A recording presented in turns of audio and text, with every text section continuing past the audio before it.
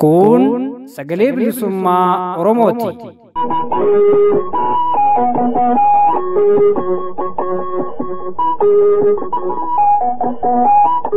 Sagaleen bilisummaa Oromoo guyyoota wiixataa roobii fi jimaataa galgala sa'aatii 8 hanga sa'aatii 8 walakkaatti dambalii gabaabaa meetir baandii 19 kiilooheerzii 15,250 irratti akkasumas karaa feesbuukii marsariitii fi yuutuubiin qophiilee afaan Oromoon dabarsuu amma jalqaba. Kun sagalee bilisummaa Oromooti.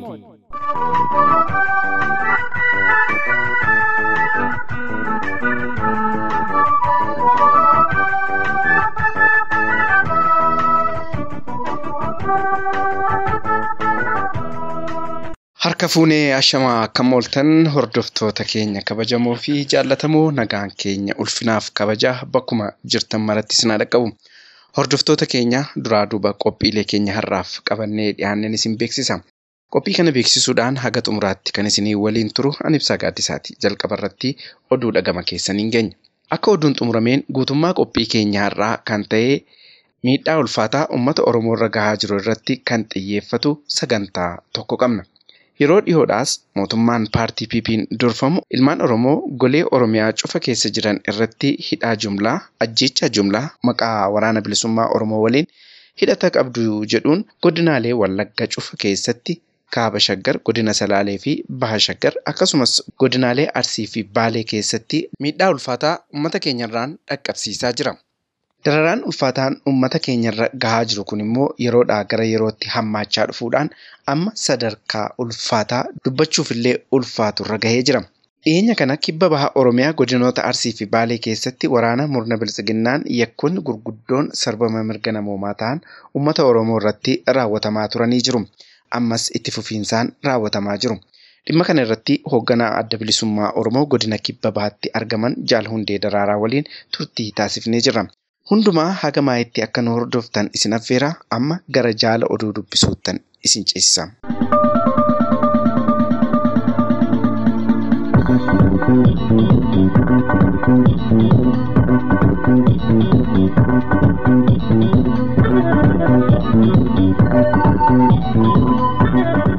Irra deebi'uudhaan ashamaa akkam jirtu dhaggeeffattootaaf hordoftoota keenya kabajamoo fi jaallatamu. Sagalee bilisummaa Oromoo sagantaa afaan Oromoo irraa oduu sa'a kanaaf qabnu qabannee dhiyaannee jirraa oduu waliin Anayyaantu Bulchaati. Torbee dabree sadaasa 27 bara 2023 godina Arsii Bahaa Martii keessatti hidhattoonni bilxiginnaa namoota 4 mana hidhaa irraa baasuun ajjeesuu maddeen gabaasan. Hidhattoonni bilxiginnaan olichatti bobbaase kunneen maqaa waraana bilisummaa Oromootti hidhata qabduun ilmaan Oromoo hedduu mana hidhaatti erga guuraniin booda guyyaa jedhame sadaasa 27 kana hidhamtoota kanneen keessaa namoota 4 mana hidhaa magaalaa Abboomsaa keessaa baasuun rasaasa itti roobsanii ajjeesuu maddi oduu sagalee bilisummaa Oromoo hubachiisan. Namoota ajjeefaman keessaa kanneen maqaan isaanii nu dhaqqabe Gosaa Jambaa dhalataa ganda Wataroo Diinoo fi Muraad Jamaa Elemoo dhalataa ganda Danbaqaa Iftuuti. Godina Lixa Shaggar Ona Cobiif Jalduu keessatti nama nagaa ajjeesuu fi qabeenya uummataas barbadeessuun hidhattoota bilxiginnaa dhaga'ame. Godina Lixa Shaggar Ona Jalduu ganda Gooroo keessatti abbaan maatii ganna 50 obbo Gaaddisaa Gaddafaa jedhaman hidhattoota PP'n sababa tokkoon maleetti ija maatii isaanii duratti rasaasa itti roobsuun ajjeesuu odeessi sagalee bilisummaa Oromoo dhaqqabee ifa taasisa. Obbo Gaaddisaa Gaddafaa abbaa maatii jireenya qonnaatti bobba'uun maatii isaanii jiraachisanii fi sa'aatii hidhattoota sirna nama nyaataa kanaan ajjechaan irratti raawwatamus yakka raawwatan kan hin qabne hojima isaanii idilee irra ka jiran ta'uu maddi oduu keenyaa mirkaneesseera. Akkasuma obbo Tashoomaa Safaraa nama jedhamu ammoo mana isaatti olitti seenuun rasaasa itti roobsuun ajjeesuu odeessi kun dabaluun ifoomsa. Godinuma kana Ona Cobii ganda Marsaa Lakkuu jedhamu keessatti ammoo hidhattoonni kunneen manneen uummata nagaa qabeenya manaa guutuu waliin ibiddaan barbadeessuuf qabeenya saamuun barame. Namoonni manniif qabeenyi manaa guutuun jalaa barbadaa'e foriin isaanii saamame kunneenis obbo Darajee Dabalaa nama jedhamu jalaa mana jireenyaa 2 gubuun horii gaanfaa 20 jalaa uffachuu akkasumas obbo Taarruu Daadhii jalaa immoo horii gaanfaa 24 uffachuutu dhaga'ame. Godina Shaggar Baawona Boosat keessatti ammas waraanni mootummaa dubartii nagaa maqaa waraana bilisummaa Oromoo waliin hidhata qabda jedhuun ajjeesuu maddeen gabaasan. Waraanni murna PP Abiy Ahimadiin hoogganamu Shaggar Baawona Boosat keessatti dubartii nagaa waraana bilisummaa Oromoo waliin hidhata qabda jechuun rifaatuu tokko maleetti rasaasaan akka ajjeesan maddeen gabaasaniiru. Akka maddeen nuuf himanitti barattuu kutaa 12ffaa barachaa jirtu Naayimaa Abdoo jedhamtu waraana sirna PP'n waraana bilisummaa Oromoo waliin hidhata qabda jechuun karaa irraa qabanii onuma Boosat bakka addaa Soogiddoo jedhamutti rasaasa itti dhukaasuun ajjeesanii akka gatan barameera. Yeroo adda addaatti ona Boosat keessatti ajjechaa wal fakkaataa karaawwatamaa jiru waggaa ta'u tibba dabre haadha ilmaan 7 aadde kuulanii mana hidhaatii baasanii ajjeesuun isaanii kan yaadatamudha. Oduu xumuraatiin godina Salaalee ona warra Jaarsootti waraanni mootummaa namoota nagaa 3 ajjeesuun gabaafame. Akka maddeen sagalee bilisummaa Oromoo naannicharraa gabaasanitti godina Salaalee ona warra Jaarsootti waraanni mootummaan uummatatti bobbaasee namoota nagaa 3 bakka tokkotti daandii irratti ajjeesuun bakkee keessatti akka gatan maddeen gabaasaniiru. Maqaan namoota ajjeesamanii kunneen obbo Xaafaa Jiruu ganda Faajjii Ejersaa ka jiraatan, obbo Abdataa Kabbadaa ganda Laantuu Walgarii ka jiraatan, obbo Caalaa Gooftaa ganda Qorgoggoo Luxuu ka jiraatan akka ta'an baruun danda'ameera. Egaan dhaggeeffattootaaf hordoftoota keenya kabajamoo sagalee bilisummaa Oromoo sagantaa afaan Oromoo irraa oduu narraaf qabannee dhiyaanne kanumaa gaammaatii qophiilee keenyaafan faana bu'aa.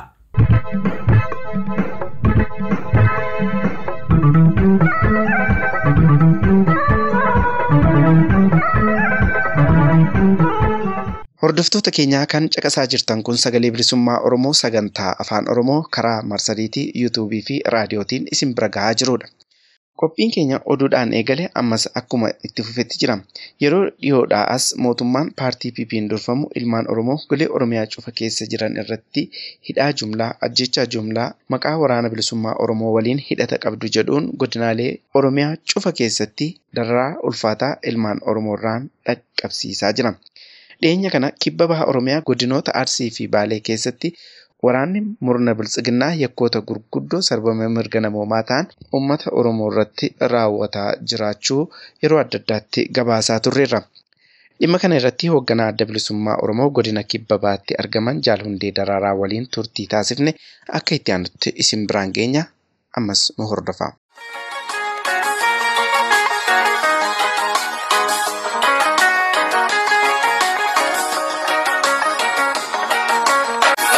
Sarreba meetu ignishaan lola'ee dhaala shajjeessanii haadhaaf mataa baatu guggaa sanyiidhaan irratti raawwatu dhaala shajjeessanii haadhaaf mataa baatu guggaa sanyiidhaan.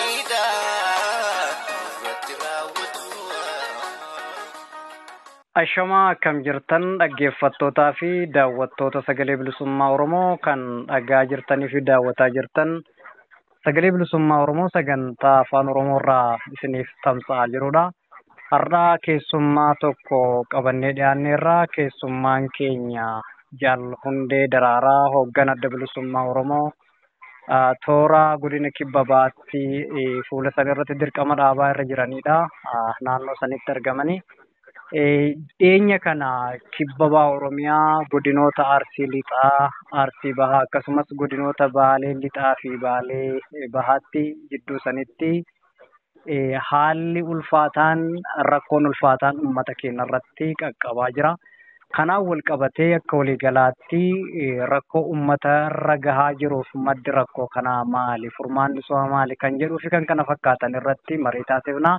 Hanga xumura qophii keenyaatti nu faana bu'aan affeerraa keenya. ajjeessanii haadhaaf mataa baatu duguuggaa sanyiidha irratti raawwatu. Jaal hundee affeerraa keenya kabajanii toora irratti argamuu keessaniif maqaa daawwattootaa fi dhaggeeffattoota sagalee bilisummaa Oromootiin hedduu galatoomaa isiniin jenna. Fayyaa ta'e jaaluu qabannaa feertaniif ulfaadha fayyaa ta'a jedha. Ayyeemee akkuma seensatti nu ta'uu fi keessaayyuu erga addi bilisummaa Oromoo biyya galee qabee 2018 fulbaana 15 irraa jechuudha.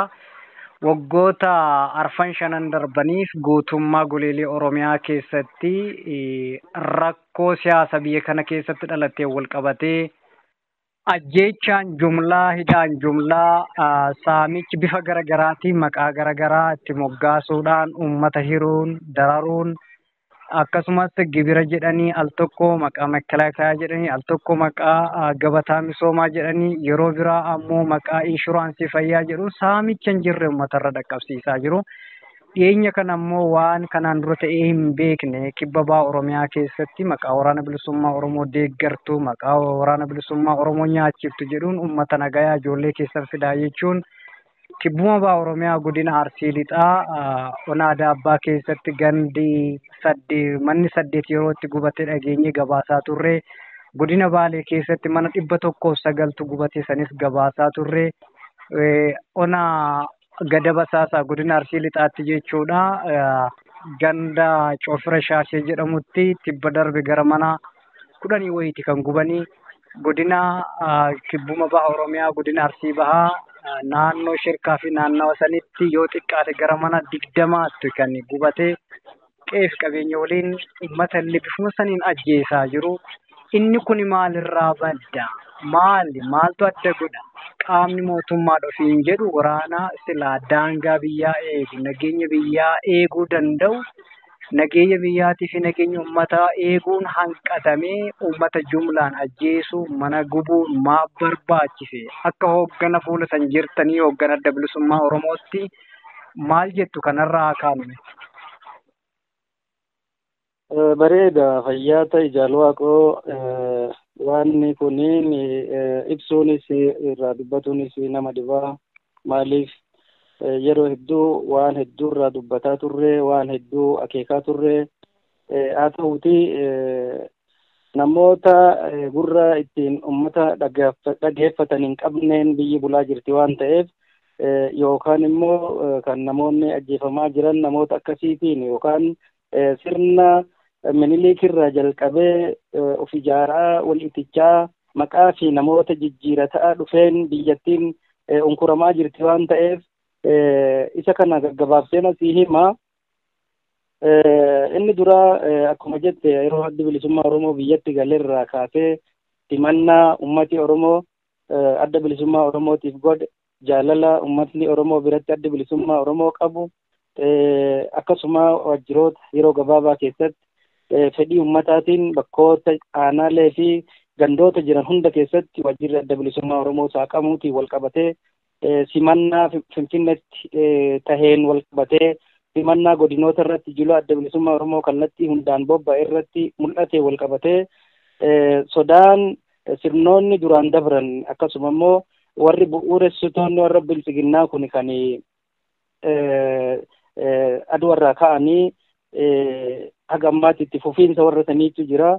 Sodaadhaa fi birdhaa adda bilisummaa Oromoo irraa qaban yeroo mootummaa ce'umsaa keessatti shiroota dalagamaa ture inni waliinuu beekna. Haa ta'uuti kunis saniin addaa miti. Haalli uummanni Oromoo adda bilisummaa Oromoo biyyatti deebi'uu fi qabsoon bilisummaa Oromoo karaa nagaatiinis milkeessuu ni dandeenya. Qeerroon falmaa geggeesseen warra TPLF biyyaa baasee garee amma TPLF keessaa dhalatte tana bifa maqaa jijjiirama jedhuutiin qabattee amma aangoo carroomte tanaallee aangootti baase itti fufiinsa bilisummaa Oromoo fi Oromiyaa ta'uu ni mala jedhamee itti namni jijjiirama sanitti uf gatee akkasitti wal hubannaadhaan wal amantii Oromoo gidduutti taha jedhameetti irratti abdiin gatamee itti deemametu sana fidee haa ta'u malee sirni akkuma siin jedhe sana Minilik irraa kaasee waliitichaa namootaa fi maqaa qofa jijjiirachuu malee sammuu fi sirnichi jijjiiramuu dhabuun haala amma jiru kana mudee jechuudha. Haalli kun yeroo Haile Sillaasee illee yeroo Dargii illee namoonni ajjeefamuun jumlaan rashanamuun godina Baalee keessatti manneen akkasitti gubatuun giddugaleessa keessatti waan kibbabaa qofa osoo hin taane bifa yuunifoormi ta'een Oromiyaa bakkoota garaagaraatti beektonni Oromoo, barattoonni Oromoo, hayyoonni Oromoo, haadholiinii fi daa'imman Oromoo ajjeefamuu fi dararaan akkasuma qabeenyi isaanii jalaa saamamuu fi mootummaan dhaalamuun waanuma sirna dura dabre keessa illee raawwatamaa ture. Warroota sirna san keessatti guddatanii fi warroota sirna saniin cuuphamanii as gayantu ammas bulchiinsa maqaa jijjiiratee itti fufe malee waan addaan jiru.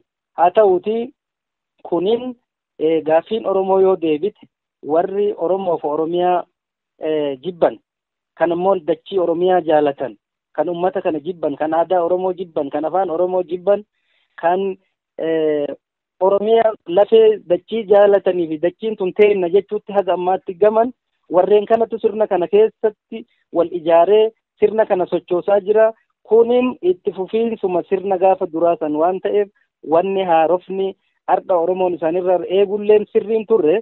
Haa ta'uuti ni dagama namni haalli politikaa biyya kanaa jijjiiramuu mala waan jedhu abdiin ture sun ni fashalaawee jechuudha. Fashaliinsa waan saniititu godina lixa Oromiyaa irratti akkasuma kibba Oromiyaa irratti maqaa waraana bilisummaa Oromoo kanaan rakkoolee tokko tokko akka waan bakkoota garaagaraatti murni gabaabaan tokko hafeet. Haa ta'uuti qabsoo bilisummaa Oromoo sodaaturra yookaan qabsoo bilisummaa Oromoo kana yoo gaaffiin Oromoo deebitee bu'aa fi saaminsa Oromoof Oromiyaa irratti gaggeessinu ni dhabnaa warra jedhuuniin haalli amma deemaa jiru kun deemaa jira jechuudha. Jaaluu Waaqoo gabaabinaan siim. Tole Fayyaataa yaada bal'aarraa kaafne mee fuuluma san irratti xiyyeeffannaa. Dhiyeenya kana ona gada basaasaa godina Arsii lixaa jalatti jechuudha. Ganda Coofira Shaashee jalatti gara nama 32 abbaa warraa 32 hidhanii mana gara 8 oliiti kan ibiddaan gubanii sanii wal qabatee bulchaa ona gada basaasaa kan ta'an obbo Taarikuu Lammaa gaafiif deebii taasifneefii turre sagaleen bilisummaa Oromoo bilbila nu jalaa kaasanii erga eenyummaa keenya baranii booda maaf kana goota yoo jennuun isaan maaliif ijoollee keenya ajjeesanii jedhu. Isaanii miti kan ijoollee keessan ajjeese kan isin komataa jiru kan isin himataa jiru uummata. Ijoollee keessan fidaa jettanii uummata maaliif mana waliin gubdanii maaliif ammoo uummata jumlaan hiitanii. Ijoolleen umriin isaanii waggaa 18 olii heeyyama maatiitiin ala waan fedhaniidhaaf kan isaan dirretti bayanii isaaf ammoo maatiin dirqama itti gaafatamummaa isaanii qabu. Sababa ijoollee galchaa yoo galchuu baattan ammoo isin hiinaa mana hidhaa dhaabbataa isin teessifnaa qeefi qabeenya keessan ibiddaan barbadeessina jettanii akkuma itti dhaadattan maaf gootan jennee gaafannaan isaan maaliif ijoollee keenyatti roorrisu waan jedhu kaasan. Yeroo mootummaan amma aangoo politikaa dhuunfatee biyya bulchaa jiru mootummaa Oromooti itti jedhanii haasayan kanatti yeroo kiiloo 4 kan dhuunfate mootummaa Oromooti ilmaan abbaa gadaati jedhanitti ilmaan abbaa gadaa jalatti dhumaatiin akkasii uummanni jiratti gubachuun si'a darbe booseetitti waan ta'e quba qabdu haadha Oromoo ilma keetti waraana bilisummaa Oromoo keessa jira jechuudhaan mana hidhaatii baasanii ajjeesuun kun maddi isaa maal irraa ka'a? Kanaaf ammoo furmaanni isaa maali jettanii yaaddu? Bareedaadha Jaaluu Waaqoo wanni kunin waan gada basaasaa qofatti tahee miti waan yookaan eeban Arsii yookaan Sirkaa yookaan Arsii Lixaa yookaan Baalee Goobbatti yookaan Wallagga Horroo Guduruu akkasuma Gujii fi Boorana keessatti deemaa jiru qofaa miti. Waan yuunifoormi ta'ee akka Oromiyaa guutuutti uummata Oromoo irratti duulaa fi shira xaxame maqaa waraana bilisummaa Oromoo dayeeffatanii caasaan hidhan, caasaan ajjeesan, caasaa adda bilisummaa Oromoo namoota sabboonummaa Oromummaa itti beekan waraana bilisummaa Oromootiin hidhata qabaatee fi miti namoota waan waraana bilisummaa Oromoo hin beekne bakka sochii waraana bilisummaa Oromoo hin jirretti namoota fuudhanii waraana bilisummaa Oromootiin hidhata qabda jedhanii ajjeesan beeknaa jechuudha. Kan gadaba saasaas maaliif ijoollee keenya ajjeesanii maaliif akkana godhanii kun amma maa eegan na dubbisan maal jedha jechuu yoo taate malee sirnoonni hedduun nuti waraana bilisummaa Oromoo keessa turre yeroo wayyaaneedha. Wayyaaneen namoota waraana bilisummaa Oromoo keessa jiru namoota waraana bilisummaa Oromoo keessa ture maatiin waraana bilisummaa Oromoo sanii waan namni sun yookaan miseensi waraana bilisummaa Oromoo sun waraana keessa jiruuf maatiin hidhame maatiin sababa saniif ajjeefame tokkollee hin turre jechuu ni dandeenya jechuudha. Yoo akkuma jette namoota ilmaan abbaa gadaati sirni kun sirna Oromooti amma kan biyya bulchaa jiru ilma Oromooti jedhaniiti ittiin deeman malee bakka sirni Oromoo miti yeroo Tigreen biyya bulchaa turte yeroo TPLF biyya hoogganaa turte Oromoorra miidhaan hagana gahu kun hin geenne jechuudha. Yeroon Oromoon artiistiin isaa ogeessonni garaagaraa yookaan abbootiin gadaa karrayyuu ni yaadatta akkuma jette akkasuma immoo naannoo gara Fantaallee sanitti haadha ajjeefamte intala dubraata waraana bilisummaa Oromootii waliin hidhata qabda jedhamtee ajjeefamte bakkoota garaagaraatti sirka keessatti amma jaarsa biyyaa kan dheengadda ajjeefame akkasuma manneen namoota gubatuun Adaabbaa keessatti gada basaasaa keessatti baalee gara gobbaa fi sheedamii kana keessatti manneen namaa gubuun horii waliin gubuun qabeenya uummanni sassaabate gubuun midhaan namaa ni gubna jedhanii doorsisuun kunin safuu Oromoon hin qabne Oromiyaa keessatti sabaaf sablammoonni jiranuu hin beekne Oromoo irrattii fi Oromiyaa keessatti tahaa jira jechuudha. Kun immoo falli isaa warri kanaan dura deemanii uummata Oromoo yookaan abbootii amantii yookaan abbootii qabeenya Oromoo yookaan qabeenya Oromoo balleessaa gubaa saamaa turan qabeenya firrisuu Oromoos balleessuu Oromiyaas dhiphisuu akka hin danda'in sirnaan ni beeku jarri kunis ni beeku. Haa ta'u malee jiilchinee qabsoo bilisummaa Oromootii fi uummata Oromoo gargar balleessina ejjennoo jedhu qabataniiti waan deeman fakkaatu sun immoo hin milkaa'u akka isaaniifis hin milkoofne warra isaan ijaareerra yookaan immoo sirna isaan dura dabreerra sirritti tolchanii beeku sirritti beekuu qabus jechuudha. Haa ta'uuti falli kanaa Oromoon tokko ta'ee keessaaf alaan wal dhaga'ee qabsoo isaa jabeeffatuudhaan alatti yookaan immoo mariin sirna mariin karaa akka amma jaarsotallee filanii waan irratti dubbatanillee ofiimaaf qindeeffatanii marii sossobaa osoo hin taane ajaja biyyoolessaa osoo hin taane mariin biyyoolessaa biyya kanaaf yookaan sirnuma jiru kana waliin ta'anii waan Oromoof Oromiyaa baraara jedhanii addi bilisummaa Oromootiif kaafaa ol labsan mootummaa ce'umsa biyyoolessaa naannoo Oromiyaa ijaaruu fi isa jabeeffatutu fala jedhee nama jaaluu waaqu. Tole waan bal'aa kaastanii amma kan ta'aa jiru mootummaa qaamni fiin jedhu qaamni bilisiginnaa warri amma aangoo politikaa afaan qawween dhuunfatee biyya geggeessaa jiru nuti mootummaa ummataati ummataan filamne ummataaf hojjetaa jirra kan jedhudha karaa dabballoota isaanii karaa miidiyaalee isaanii karaa kan isaan itti balballoonfataa oolan mootummaa ummataati jedhaa kan isaan godhaa jiran ummata irratti waraana ijaaranii waraanaan ummata fixuu waraana makalaakaa baanamu caala ammoo amma maaltu ta'e tibba darbee lixa Oromiyaa ona gidda ayyaanaatti ajjechaa jumlaa kanaan dura teessan irratti jiraataa naannoo sanii yeroo dubbisnee jennu kan nu ajjeesee faannoo osoo hin taane waraana mootummaa faannoo mootummaan ijaaree kaampitti naqeedha. Gama tokkoon mootummaan kuni faannoo waraana makalaakaa fakkeessee ijaaree waraana bilisummaa Oromoo ittiin balleessina jedhaa uummatatti ijaara gama kaaniin ammoo faannoo lola jedhaa uummata irratti dhiibbaa garaagaraa taasisa. Karaa biraatiin ammoo kan waraana isaaniitiin hidhachiisan caala ammoo saamicha garaagaraa uummata irraan gahaa jiru. Kuni maqaa gibiraatiin jedhu maqaa gabataa misoomaatiin jedhu makalaakaa tumsaa jedhu kana caalatti ammoo keessaa yoo kibba Oromiyaa kanatti yeroo ammaa kanatti yeroo itti namni oomisha facaafate alaa galfatee itti haamataa jirudha. Oorruu keessatti qamadii ekspoortii goona jedhanii yeroo addunyaatti illee beeksifna inumayyuu uummanni keenya nyaata irraan of danda'ee wabii nyaataa irraa of danda'ee alattuu ekspoortii goona jedhanii yeroo itti himsatu jira. Garuu gama biraatiin lixa Oromiyaatti keessaayyuu godina Wallaggaa lixaa onaa Qondaalaa fi Bigii keessatti uummanni dhibee fi beelaan jumlaadhaan du'aa ture nama birmatuuf dhabee. Gama biraatiin lixa kibba Oromiyaatitti bara darbe keessanii yaadattu Booranaa, Gujii, godinoota gammoojjii Baalee kana keessatti uummanni beelaan artificial growth jechuun ta'e jedhanii hongee nam tolcheedhaan uummata irratti ta'e jedhanii jaallatanii uummata nama birmannaa godhuuf dhabuudhaan uummanni miidhamaa jira.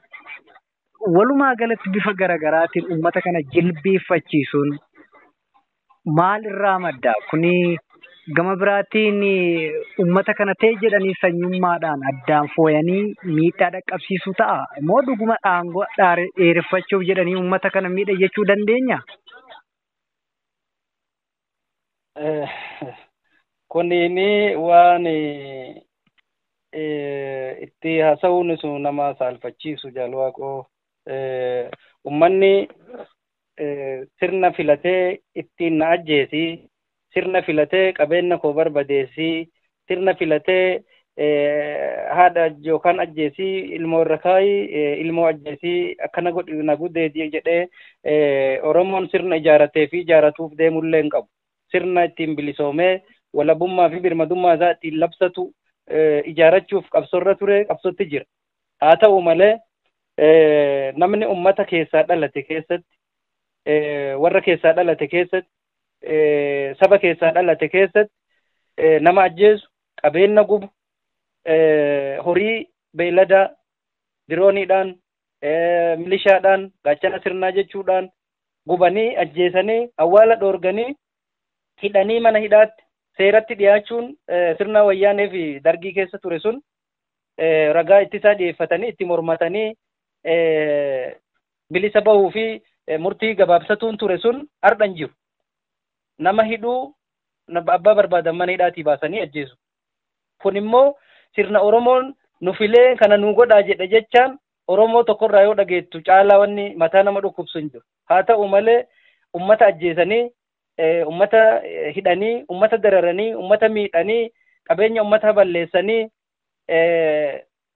mootummaa ofiin jechuun qaama yookaan garee uummataan wal lolaa jirtu jechuutti osoo ibsatanii irra gaariidha. Qaama uummataan wal lolaa jiru. Qaamni uummataan wal lolaa jiru yeroodhaaf nama ajjeesuu danda'a, yeroodhaaf nama hidhuu danda'a, yeroodhaaf waa miidhuu danda'a. Qaamni uummataan wal lolee uummata moohate yookaan saba tokko balleessu hin jiru.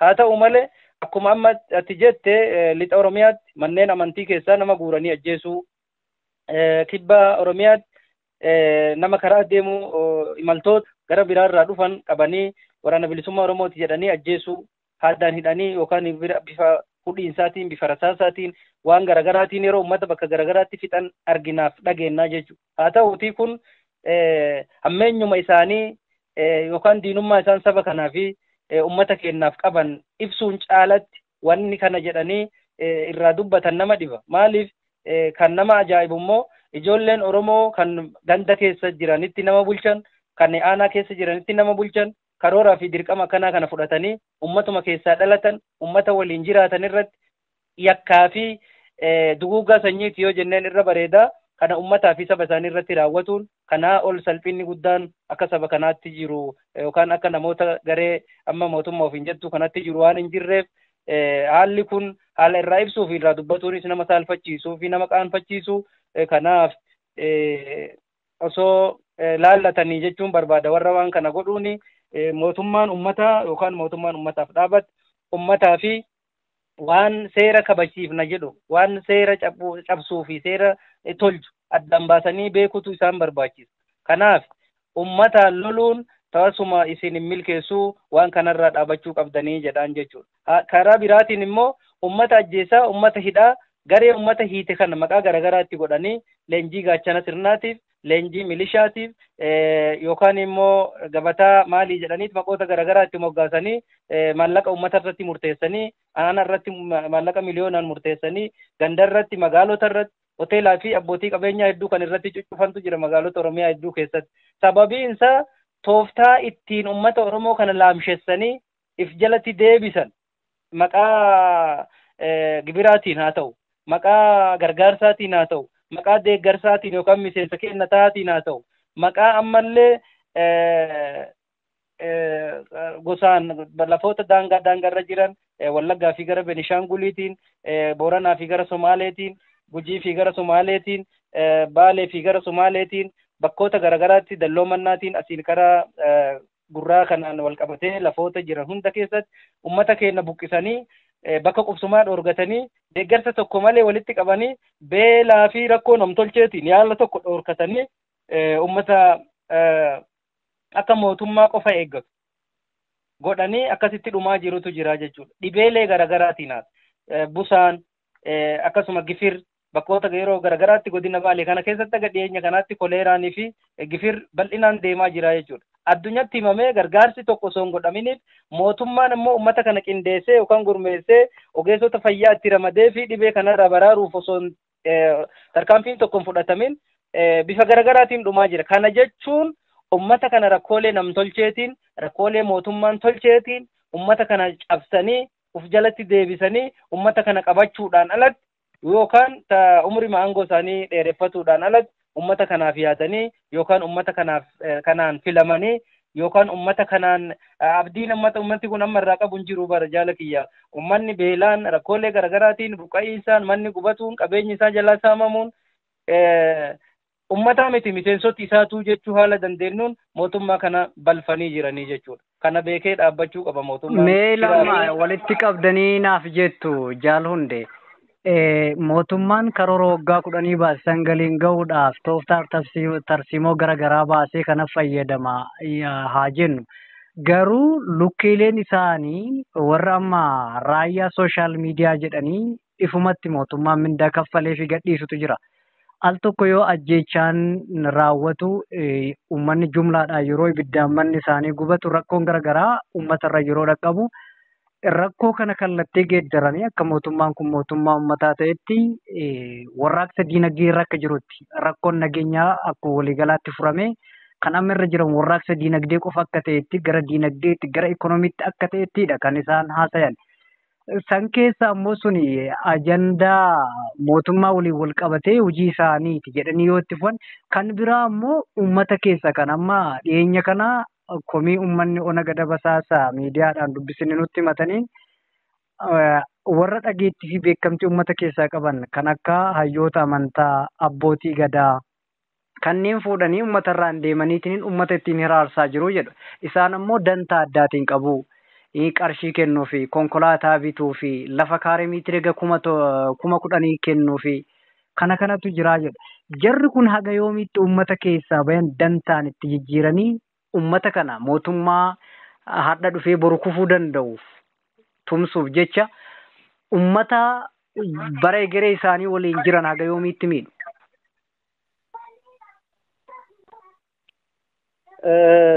Akkuma guyyaa bulaniiti guyyoota ta'uu danda'a ji'a ta'uu danda'a dheeratuuf waggaa tokko ta'uu danda'a itti fakkaata.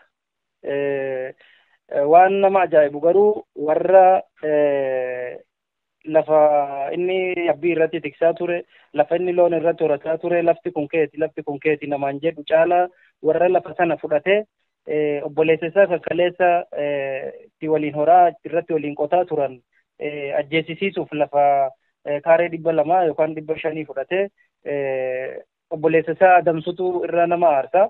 Haa ta'uuti kun sirni akkuma jalqaba siin jedhe sirna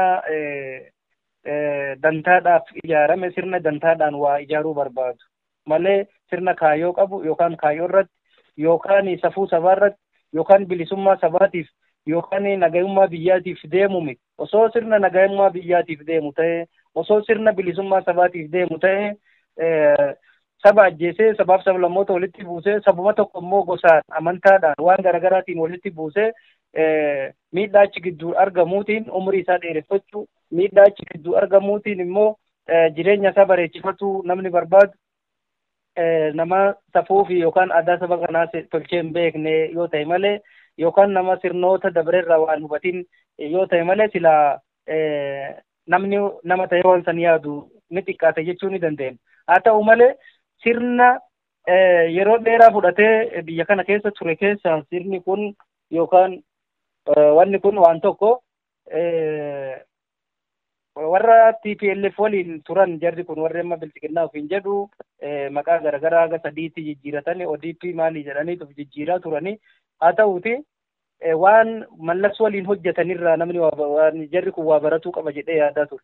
Inni lammataa immoo yeroo jijjiirama jedhamee Oromoon haaloo itti bahuu dhiisee nuti nama tokko jedhee ilmaan abbaa gadaati namuu jedheeni waliin deemuuf namni sabni kunillee itti ufamanii itti kenne amantaa sanas deebi'anii nyaatanii waan dabreerraa waa barachuu dhabanii shiraa fi dharoota yookaan cubbuu fi yakka dalagan kakaleessarraa waa baratuu dhabanii yakka haaraa ammallee maqaa haaraa jijjiiratan waliin ammallee itti fufuun inni biraa immoo TPLF waliin lola kaaba Itoophiyaatti geggeessaa turanirraa waa baratuu dhabanii isuma cinatti waraana bilisummaa Oromoo waliin Oromiyaa keessatti maqaa waraana bilisummaa Oromootiin uummata Oromoo qeerroo Oromoo magaalaa Naqamte keessa dhaabanii shugguxiidhaan ajjeesan jaarsa Oromoo Shashamannee gara mana hidhaatii baasanii gara ajjeetti ajjeesan namoota hedduu kana jechuu ni dandeenya.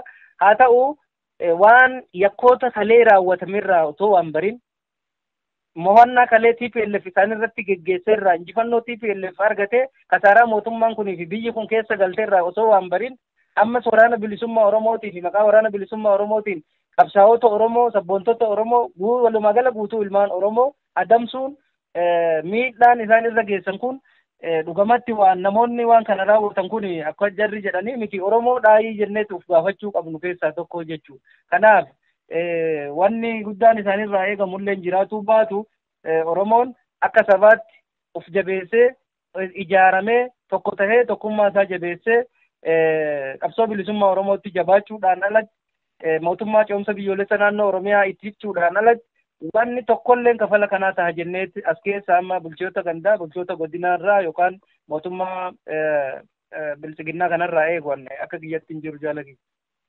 Ayyee fayyaa ta'e waan bal'aa kaasne jaalunde gaafii kan kun xumureerame akka waliigalaatti dhugaadha. Akkuma biyyaatti impaayirattiin kufteerti kufaatii keessa erga turtee bubbulteerti. Addatti ammoo erga lolli kaabaan ta'e TPLF waliin waggaa lamaa fi uummata miliyoonaan fixanii kumaatomaan ajjeesanii qe'ee waliin gubanii Pretooriyaatti waliigaltee san taasisanii as akkuma jiruun gara as deebisanii Oromiyaa keessattidha kan isaan taasisanii mootummaadha akka nama hin jechisiifne sektoroonni mootummaa cufti isaa kufaatii isaanii agarsiisan. Madhiyeenya kana ministeerri barnootaa kan jedhamu barattoota bara kana qorumsa fudhatan keessaa 100% qofa dabarse kuni gama biraatiin maal nutti agarsiisa. Biyya tokkotti duguuggaa sanyii geggeessu yoo barbaadan dhaloota ajjeesuudha. Dhaloonni akkaataan itti ajjeesan sistemaatikaalii akkuma amma isaan godhan kanaa jechuudha. Gama biraatiin gara ministeera fayyaa yoo dhufne bifa garaagaraatiin bakka Oromiyaa keessaayyuu baadiyyaa keessa iddoo keellaan fayyaa ittiin ijaaramnetti inshuraansii fayyaa jedhanii uummataaf saamicha irratti bobba'u. Diinagdeedhaan kan wal qabatu ammoo maqaa garaagaraatti moggaasuun waanuma uummanni qotatee horatee harkaa qabu harkaa saamu. Ministeerri haqaa biyya kana keessa ni jira kan jenne hayni hin jiru. Inumayyuu warri haqaa murtoo seeraa malee ta'e jedhanii dhala namaa mana hidhaatti guuranii inumayyuu maali mootummaadhaa fi looganii achumatti inumayyuu maqaa wabii jedhuun madda galii godhatan. Qarshii hedduu fuudhuudhaan nama mirga wabii jedhanii qarshii hedduu erga nyaatanii booda poolisadhaan qabsiisaniitiin achi tursiisu. Kan akka fakkeenyaatti hoogganotaaf qondaalota adda bilisummaa Oromoo waggaa 6, 5, 4 haga 3tti wal faanaa hidhamaniitiin achi keessa rakkataa jiran kaasuu ni dandeenya jechuudha. Uummanni mootummaan qabne kana jaalataa'ee hanga yoomitti dhiibama, hanga yoomitti dhiitama, hanga yoomitti ajjeefama, hanga yoomitti hidhama, hanga yoomitti hiraarfama. Uummanni boqonnaa dhabeera. Qe'een Oromiyaa hundi mimmaan roobaa jirti. Namni boqonnaa nageenyaa dhabeera. Mirga dimokiraasiitii miti mirgi namoomaa Oromiyaa keessaa dhabamee namni bahee galuu dadhabeera. Kanaaf mee akka waliigalaatti uummata Oromoo bal'aafis haa ta'u qaama mootummaan ofiin jedhu aangoo polotikaa afaan qawweetiin dhuunfatee uummata cagadee bulchaa kana jiruufis haa ta'u jaarmiyaalee siyaasaa biyya kana keessa socho'aniifis haa ta'u dhaabbilee mirga namoomaa addunyaarra jiraniifis haa ta'u akka waliigalaatti akka hooggana dhaabaa dhimmi kun gadi fageenyaan quba qabdaniitti dhimmi kun isin ilaallatutti dhaamsa maal qabdu? Galatoome jaala kiyyaa dhaamsi silaa dhaamamuu hedduudha. Dhaamsi silaa wanni silaa jedhamu waan baay'eedha.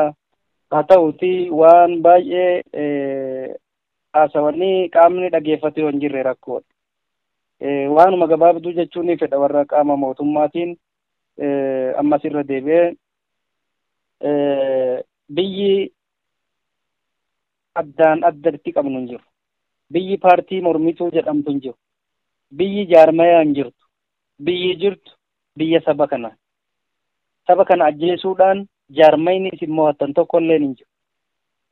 Saba kana hidhuudhaan, saba kana saamuudhaan, saba kana yarsuudhaan salphina seenaa yoo ta'e malee injifannoon addatti isin argattan hin jiru. Waan ta'eef haga danda'ametti saba kanaaf, biyya kanaaf yaaddanii seenaadha. Wanni kun seenaa keessan jiraachisuu ka dandeettan shiyakkaa fi shira duraan hojjettanitti shira biraa dabalattanii itti laaqachuu osoo hin taane seenaa gaarii hojjettanii biyya keessanii fi uummata keessan rakkoo amma jiru kana keessaa baraaruun dirqama oromummaa waan ta'eef kanatti fuulleffattanii gara karaa nagayaatti yookaan gara marii nagayaatti akka deebitan jechuun dhaamaaf. Warra politikaal paartii warra biyya kana keessatti jaarmaya siyaasaa ta'e immoo jaarmayonni siyaasaa kan Oromoo hedduu bifa nama yaaddessurra hin jiru. Amma wanneen isaanii ilaalchi isaanii yaadonni KFO'nis ABO'nis qabu yaada tokko jechuun haala danda'amurra jira. Keessaaf alaanis Oromoon waan barbaadame waan fedhame bira ga'uuf waan barbaanne argachuuf waan sodaannus irra aanuuf waan sodaannus mo'achuu ka dandeenyu ijaaramnee humna taanee caasaa waloo yookaan jaarmaa itita kan ajajaa fi hooggansa ajaja tokko jalaa itti fudhachuu dandeenyu qabaachuu qabu. Yoo san hin tahin hamileedhaan yookaan immoo haga silaa danda'ameen waan gochuu qabnu akka gochuu hin qabne yookaan akka gochuu hin dandeenye kan nu godhu facaatii keenya. Kan sirna kana nurra tursiisee nus adamsiisee nu salphisee abbaa gadaa keenya ajjeesee maatii keenya ajjeesee haadha Oromoo ajjeesee shamarran Oromoo gudeedee ajjeesu sirni kun wanni inni nurratti goobee quufee nu tuffatee akka sabaatti nu ajjeesaa jiruuf sababni guddaan tokkummaa dhaba kennaa fi waliigallee socho'uu dhabuu keenya. Isa kanaaf Oromoon keessaa fi ala jiru hundi waliigalteedhaan tokkummaadhaan wal dhageennee socho'uun dirqama Oromummaa isinitti haa ta'uu jedhu isinitti haa ta'uu jedha. Kanuma dhaamuu barbaada. Kabiraa immoo abbootiin gadaa, abbootiin amantii, jaarsoleen biyya, hayyoon namoonni qaamni Oromoo tahee yookaan saba kana tahee biyya kana akka biyyaatti jiraachisuu barbaadu hundi akkuma kanaan durallee jechaa turre guyyaan isin itti saba kana dhaqqabuu qabdan, guyyaan itti isin biyya kana rakkoo keessaa baasuu qabdan, guyyaan isin abbummaa waan kanaa abbaa amantiiti, abbaa akkanaati jennee nuti abbaa gadaati jenneetitti Oromoon isin eeggatuuf isin abdatu rakkoo amma Oromoof Oromiyaa keessa jirtu in caalu kanaa alatti wanni caalu hin jiru waan ta'eef abbootiin gadaas abbootiin amantaas saba cinaa dhaabbattanii sabarratti duuluu dhiiftanii maqaa garagaraatii fi aangoo garagaraatii fi qabeenya garagaraa kan mootummaan itti isin sobuuf isinii kennu laaluu dhiiftanii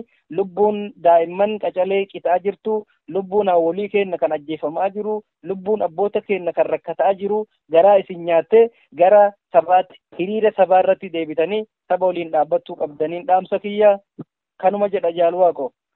Ayyee Jaal Hundee Daraaraa hoogganaa adda bilisummaa Oromoo fuula godina kibba bayaatti argamtan haala waliigalaa guutummaa goleelee Oromiyaa keessatti rakkoolee keessaayyuu waggoota shanan kana walitti fufiinsaan uummata irratti dhaqqabaa jiran addatti immoo dhiyeenya kana kibba bahaa Oromiyaa godinoota Arsii Bahaa, Arsii Lixaa, Baalee Bahaa fi Baalee Lixaa sabeeffachuudhaan akka waliigalaatti yaada nuu kennitaniif maqaa dhaggeeffattootaa fi daawwattoota sagalee bilisummaa Oromootiin hedduu galatoomaa ulfaadhaa fayyaa ta'aa isiniin jenna. Fayyaa ta'e ulfaadhu jaalati.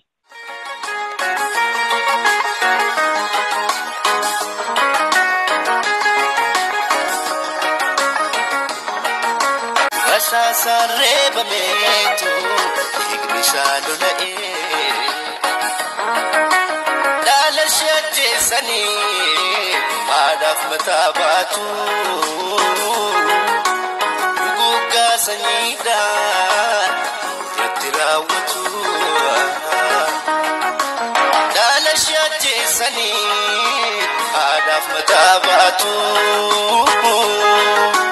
dhuguggaa sanyiidhaan irratti raawwatu kilamni ajjeessee yoo irraanfateeyyuu hanga bilisoomnuutti garaan keenyan fayyuu waggaa waggaatiin dhiiga nuu lolaasu badii tokko malee addaa nuu baasu.